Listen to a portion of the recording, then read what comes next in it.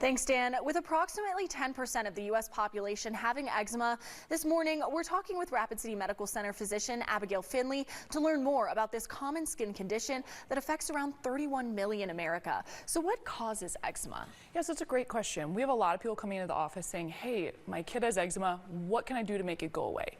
The reality is for a lot of patients, especially kids, there's a genetic issue with eczema. They lose part of their skin barrier. And so it's not something that they've done or that they're getting into contact with.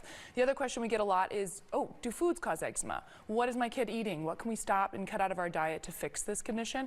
And that's just not the case. While kids with eczema are much more likely to develop food allergy, it never caused the eczema in the first place, and cutting those foods out of the diet can actually do more harm than good. Exactly. And how common is it for them to develop eczema alongside asthma, allergies, or effects in their growth or sleep? Those things often come together. We talk about the atopic triad. So kids with eczema who then go on to develop asthma and allergic rhinitis, food allergies.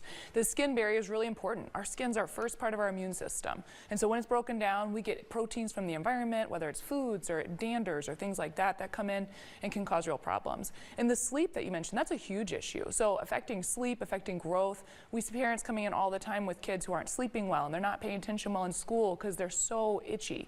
And those are all things we want to address because the downstream impact of that is really large. Yeah, exactly. And talking then into sort of treatment options for people or kids with eczema, what are some ways that parents can safely treat eczema? There's a lot of great ways, and this is the time of year to be thinking about it because it's getting cold outside, it's getting dry, and this is a time when we really flare. Moisturization, frequent bathing, and putting thick moisturizer on is the first thing you can do at home.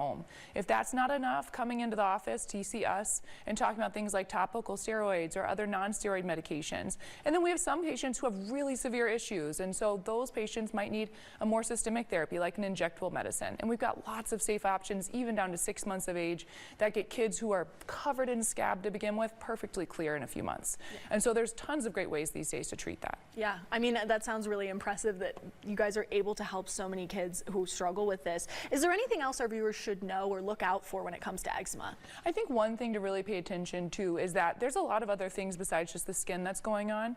And so we really want these patients to come in and talk to us about how to get better controlled.